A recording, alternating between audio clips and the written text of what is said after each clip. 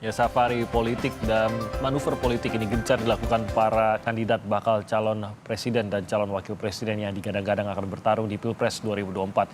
Sejauh mana saat ini komunikasi politik dan konsolidasi yang dilakukan masing-masing kubu? Pagi ini kita akan bahas dengan sejumlah narasumber. Di antaranya ada anggota Dewan Pembina Partai Gerindra, Bang Andre Rosiade, ada Ketua DPP P3, Bang Ahmad Baidowi, dan juga Direktur Eksekutif dari LSI, Mas Jayadi Hanan. Selamat pagi, Mas Jayadi, Pak Baidowi, dan juga Bang Andre. Selamat pagi. Terima kasih sudah hadir bersama kami. Waalaikumsalam. Kita akan bahas terkait dengan apa yang saat ini kerja-kerja yang dilakukan khususnya para bakal calon presiden ini dan juga nanti perjalanan dalam mencari wakil presidennya. Namun memang hari ini kami belum berhasil mengundang salah satu perwakilan dari partai yang mendukung Pak Anies, tapi nggak apa-apa, nanti mungkin saya lebih ke Mas Jayadi soal ini. Sementara ke Pak Prabowo dan Ganjar tampaknya kita sudah bisa terwakilkan lah dengan bapak-bapak yang hadir di sini. Nah, mungkin saya ke apa yang menjadi kerja-kerja fokus ke depannya dulu nih. Dari Pak Prabowo, mungkin Bang Andre, saat ini saya yakin Bang Andre sedang berada di Sumatera Barat. Kemarin kita lihat juga bagaimana langsung aktif sekali di Sumatera Barat bersama Pak Prabowo. Fokusnya akan kemana dulu dan terutama pembahasan terkait dengan koalisi nanti, siapa saja yang akan mendukung Pak Prabowo menuju ke Pilpres nanti, apakah masih akan mengejar dalam beberapa bulan ke depan ini, Pak Andre? Ya, yang pertama kalau ditanyakan soal koalisi ya, kami seluruh kader Gerindra sudah memberikan mandat sepenuhnya kepada Pak Prabowo dalam Rapimnas 12 Agustus tahun 2022 untuk menjadi calon presiden Republik Indonesia di tahun 2024 nanti, dan juga memberikan mandat sepenuhnya kepada beliau untuk menentukan siapa cawapresnya dan siapa mitra koalisinya. Jadi kami sami'na wa ata'na, apapun keputusan Pak Prabowo, ya bermitra dengan siapa dan juga menunjuk siapa cawapresnya. Saat ini alhamdulillah Jumat yang lalu terakhir bertemu dengan Gus Muhaimin dan teman-teman PKB, koalisi dalam keadaan solid. Dan Pak Prabowo berserta Gus Muhaimin tetap bersepakat bahwa kalau bisa koalisi Kebangkitan Indonesia Raya ini bertambah dengan bergabungnya partai-partai politik yang lain. Nah, ini terus dikomunikasikan. Nah, sedangkan kami, para pendukung beliau, terus bekerja keras, meyakinkan masyarakat, mengajak masyarakat untuk memilih beliau dan terus menjawab tuduhan maupun fitnah terhadap beliau. Saat ini contohnya saya sebagai kader Partai Gerindra, sebagai kadernya Pak Prabowo, ada di Sumatera Barat, berkeliling Sumatera Barat, menemui ribuan masyarakat Sumatera Barat, sehari bisa 7-8 titik berkeliling menemui dan mengajak masyarakat Sumatera Barat bergabung memilih Pak Prabowo Subianto. Itu yang kita lakukan. Bagaimana meningkatkan elektabilitas, bekerja keras di lapangan, dan juga mengajak seluruh kader dan pendukung Pak Prabowo bukan hanya berkeliling menemui masyarakat, tapi juga aktif secara organik di media sosial. Dan alhamdulillah ini yang mungkin tergambar dalam survei Bang Jayadi Hanan itu, bahwa dari Oktober beliau di nomor 3, mulai November perlahan tapi pasti sampai sekarang beliau trennya naik terus. Pendukung beliau yang sempat lari gara-gara tuduhan fitnah, hoax terhadap beliau itu sudah mulai kembali ya. Tidak lagi ada larinya pendukung Pak Prabowo dari basis 2019, bahkan yang sempat lari sudah mulai kembali. Dan yang ada pun pendukung Pak Jokowi di 2019 juga mulai bergeser ke Pak Prabowo, sehingga alhamdulillah kerja-kerja nyata kami di lapangan maupun di media sosial alhamdulillah sudah mendapatkan tren yang positif, dan insya Allah ini menambah semangat kami untuk bekerja lebih keras lagi, karena kami sangat tahu 2024 krisis di depan mata, ketidakpastian juga di depan mata. Indonesia butuh pemimpin yang kuat dan bisa mempersatukan. Jawabannya hanya satu, Pak Prabowo Subianto. Seperti itu, Mas Timon. Baik, Bang Andre, saya ke Pak Baidowi. Ini menarik kalau dari P3, koalisinya sudah terbentuk, lalu pada saat ada pengumuman khususnya dari PDIP, tampaknya P3 juga mengamini akan mendukung Ganjar Pranowo juga. Nah, apa pengaruhnya terhadap koalisi kalau begitu, Pak Bedowi, dan perbincangan seperti apa yang saat ini eh, ada di tengah koalisi dan seperti apa juga fokus pergerakan P3 khususnya dalam waktu dekat inilah karena sudah menyatakan akan mendukung salah satu calon presiden ini. Ya, Koalisi Indonesia Bersatu atau KIB dibentuk setahun yang lalu untuk menjajaki kerjasama politik ketiga partai menghadapi pemilu presiden. Nah, ketika KIB terbentuk, itu disepakati bahwa kita duduk sama tinggi, duduk sama rendah, berdiri sama tinggi. Tidak ada yang mendominasi satu sama lain. Nah, ketika KIB terbentuk, itu baru ada satu bakal capres, yakni namanya Pak Erlangga Hartarto dari Partai Golkar. Sementara PAN dan P3 belum memiliki nama bakal capres. Belakangan memasuki awal 2023 sebelum Ramadan, PAN, sahabat saya kami PAN, melalui rakernasnya menyebut nama Pak Ganjar Pranowo, meskipun belum diformalkan. Tetapi kan tanda-tanda kawan-kawan PAN memiliki capres kan sudah mulai ada. Kemudian Rapimnas P3 memutuskan Pak Ganjar. Nah, dalam situasi seperti ini maka di KIB setara kemudian masing-masing partai memiliki bakal capres. Nah, itu kan yang harus dirunut ceritanya supaya tidak seolah-olah divonis P3 meninggalkan KIB. Ini kok kita baru memposisikan sejajar sudah dibilang meninggalkan. Apalagi nanti kita meninggalkan beneran kan begitu. Nah, kemudian ternyata capres dari P3 itu sama dengan yang diusung oleh PDIP, yakni Pak Ganjar Pranowo. Maka tentunya berdasarkan hasil Rapimnas kemarin, langkah-langkah yang dilakukan oleh P3 pertama berkomunikasi dengan KIB sudah terjadi, menyampaikan hasil Rapimnasnya di KIB bahwa P3 saat ini sudah memiliki capres. Kalau sebelumnya belum ada, hari ini ada. Kemudian minggu kemarin kita berkomunikasi dengan DPP PDIP, dipimpin oleh PLD Ketum, diterima oleh Bu Mega dan jajarannya. Menyampaikan hasil Rapimnas, kenapa? Karena Pak Ganjar adalah kader PDIP. Sebagai etika politik, kita menghormati fatsun politik, Pak Ganjar itu kader PDIP. Istilah Jawanya, kita kulonwun atau permisi kepada PDI bahwa kita mengusulkan kader Anda sebagai calon presiden ada kesamaan. Terus bahasa PDIP adalah kerjasama politik antara PDI dan P3. Pertanyaannya kemudian, bagaimana dengan KIB? Sampai saat ini KIB masih berlangsung. Karena pertemuan terakhir kemarin disepakati bahwa kita terus akan melakukan konsolidasi. Maka prediksi kami, kalau ternyata nanti capresnya sama dengan P3, yakni Pak Ganjar Pranowo, yang hari ini sebagai Gubernur Jawa Tengah, maka ya kemungkinan besar KIB akan bergabung dengan PDIP menjadi KIB plus. Kalau ternyata capresnya tidak sama, ya mohon maaf, harus berakhir. Tentu karena masuknya dulu bareng-bareng berbaik-baik, maka bubarannya itu juga harus baik-baik. Tapi kita tidak mendahului teman-teman yang lain, silahkan berproses di internalnya untuk menetapkan capresnya masing-masing. Berarti nasib KIB sekarang di tangan Golkar gitu ya, Mas Bedowi? Apakah searah dengan PAN dan P3 atau tidak gitu? Ya di tangan bertiga, tidak hanya Golkar. Kalau ternyata tiga-tiganya tidak sama, ya apa boleh buat gitu. Kalau ternyata sama, ya berlanjut ke kerjasama yang berikutnya gitu. Tapi dari awal memang tidak ada komitmen, karena kan tadi seperti yang tadi Anda katakan juga sebenarnya pada saat terbentuk KIB ini baru satu nama nih yang keluar yang kira-kira nanti akan dicalonkan sebagai capres, yaitu Pak Erlangga gitu.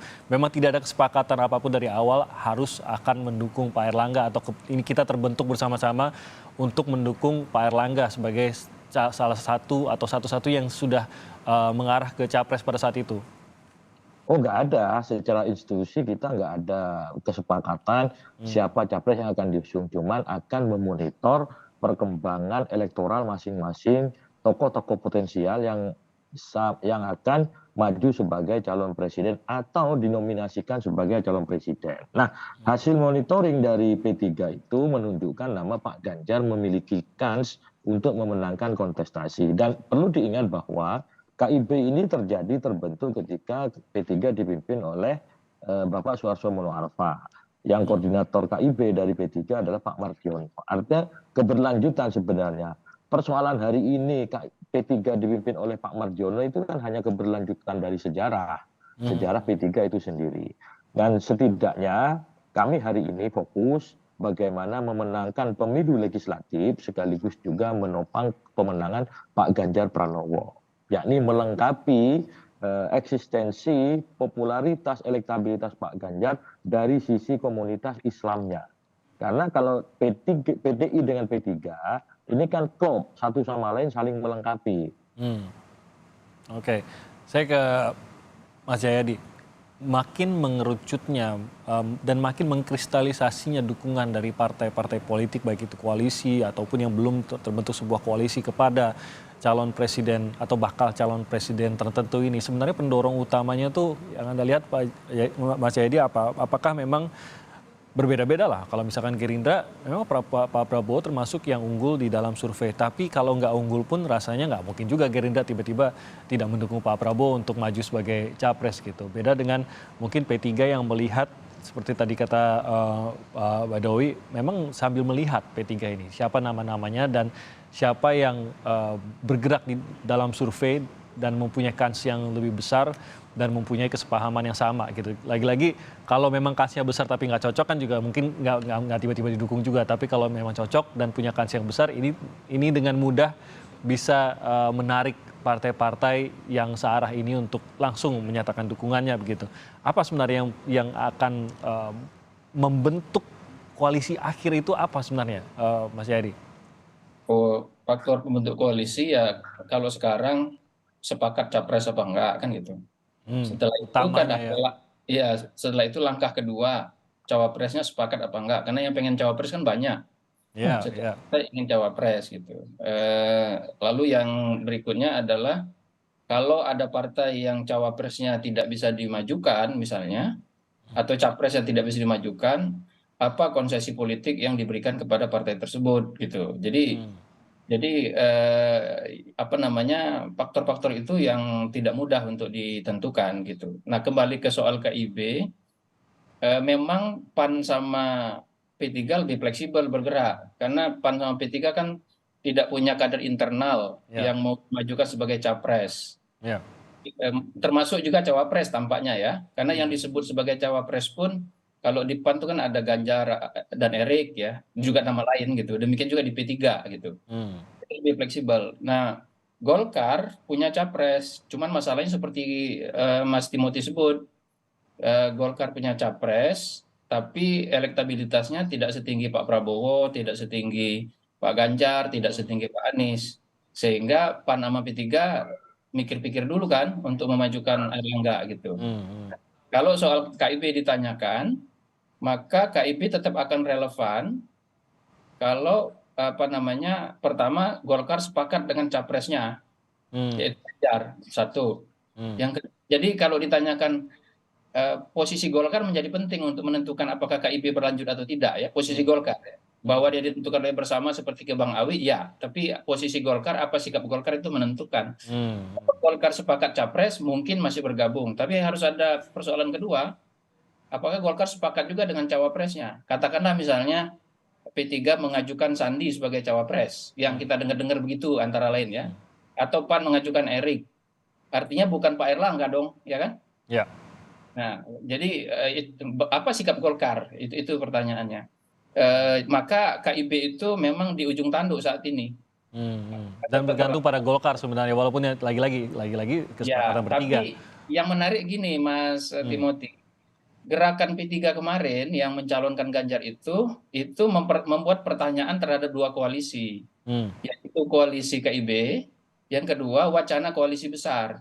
Jadi gerakan P3 itu sekaligus tampaknya agak memorak-morandakan wacana koalisi besar antara KKIR sama KIB. Kenapa? Karena kalau koalisi besar mau terbentuk kan P3 berarti sudah nggak lagi, dengan catatan koalisi besar kan Pak Prabowo capresnya gitu. Kecuali kalau Pak Prabowo berubah misalnya, kata Bang Andri susah ya berubah. Misalnya tiba-tiba Pak Prabowo jadi cawapres kan susah tuh melihat elektabilitasnya yang cukup tinggi sekarang.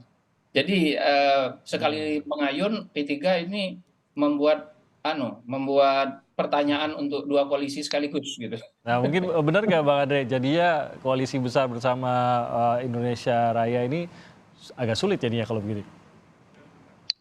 Kalau Partai Gerindra jelas ya, sikapnya tidak pernah berubah-ubah, Ya. konsisten. Kami akan mengantarkan Pak Prabowo menjadi calon presiden.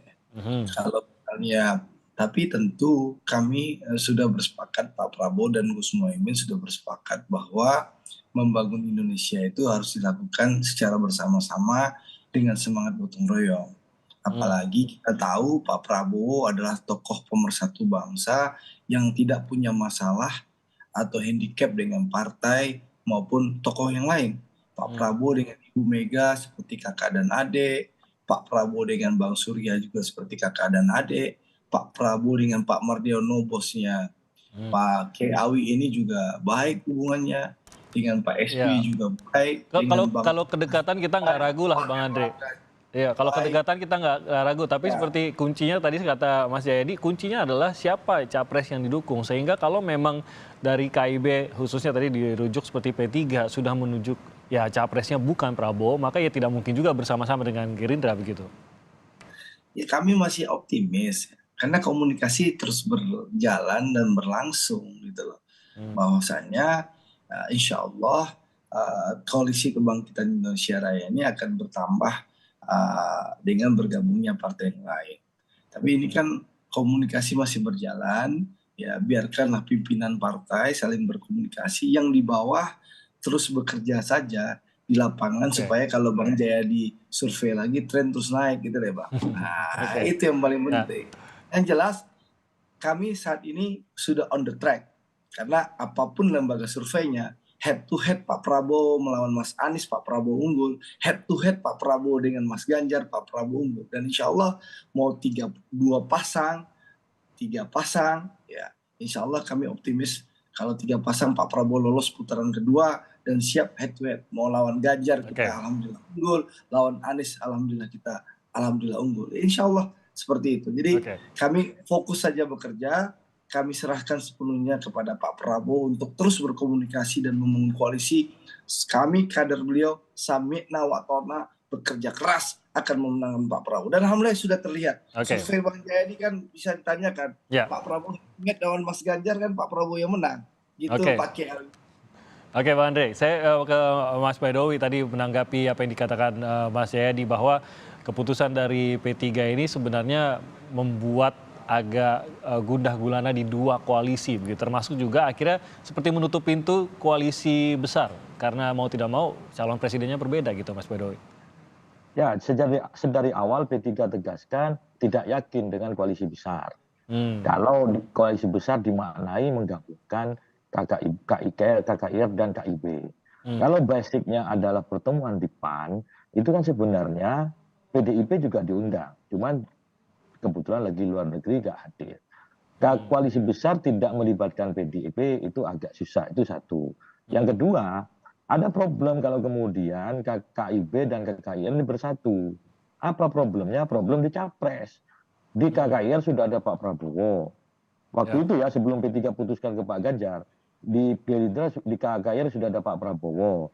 Terus kemudian di PAN menyebut-nyebut nama Pak Ganjar. Di Golkar ada nama Pak Erlangga. Maka kita lihat ini sesuatu yang hampir mustahil. 3 capres disatukan. Nah, lebih baik kita putuskan. Ya sudahlah kalau koalisi besar tidak bisa terbentuk, ngapain juga dipaksakan. Toh kita bisa sama-sama mengusung pasangan calon. Dan demokrasi lebih indah apabila banyak calon yang berangkat. Nah, terbukti hari ini ketika kami beristihad politik, mengusulkan nama Pak Ganjar di Rapimnas sebagai calon presiden, maka dugaan ataupun ketidakyakinan kami terbentuknya koalisi besar itu semakin nyata. Dan itu ya tidak ada masalah. Toh Pak Andre dengan Pak Muhaimin, Pak Gerindra dengan PKB, itu sudah cukup tiket untuk memberangkatkan Pak Prabowo. PDIP ditambah dengan P3 semakin bisa untuk memberangkatkan Pak Ganjar Pranowo. Tinggal kemudian kita masih memiliki waktu 5 bulan lagi sebelum pendaftaran untuk mencermati perkembangan dan dinamika politik di lapangan untuk menentukan pasangan dari Pak Ganjar. Karena kita maju di pemilu presiden ini inginnya menang, tidak hanya sekedar ikut kontestasi gitu. Oke, nah saya ingin kalau begitu sebelum kita masuk nanti ke pemilihan cawapres ya Mas Jayadi, saya ingin tahu berarti kalau patokannya adalah siapa capres yang didukung. Capres dulu lah ya, kalau cawapres nanti mungkin akan bisa berbeda lagi nanti gambarannya. Tapi setidaknya siapa capres yang akan didukung itu nantinya akan membentuk siapa berkoalisi dengan siapa. Kalau sederhananya melihat gitu Mas Jayadi, cukup jelas sekarang dalam arti P3, PAN cukup jelas bisa saja berkoalisi dengan PDI Perjuangan. Ambil contohnya begitu.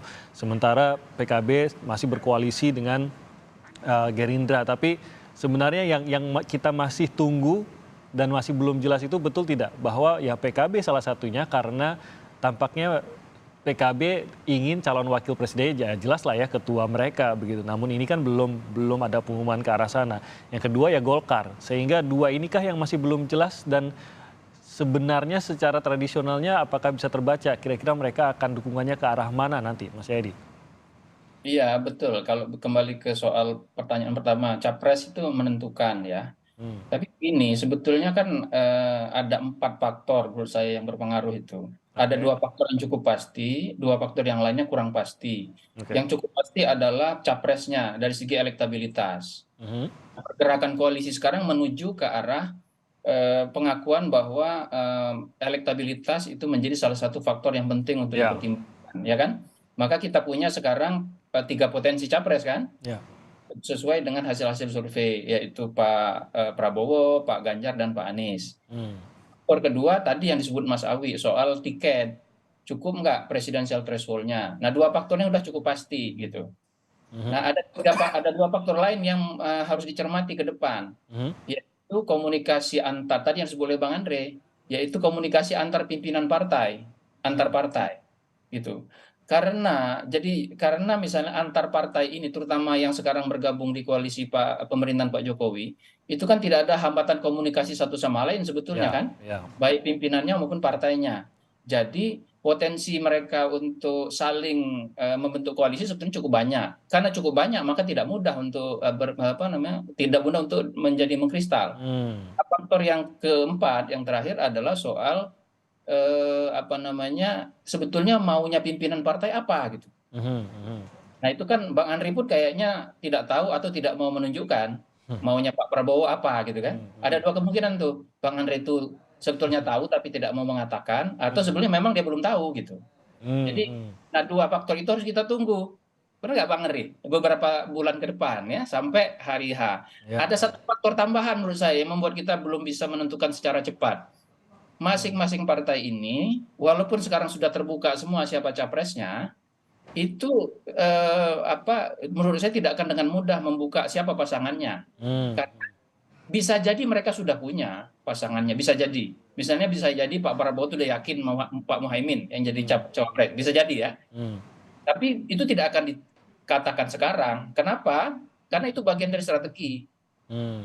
Nah, jadi dengan situasi tidak ada calon yang dominan, baik calon presiden maupun pasangan capres-cawapres, maka lebih baik kalau main catur tidak mengambil beda putih. Tunggu biar orang lain buka langkah duluan, baru kita mengantisipasi. Kira-kira itu.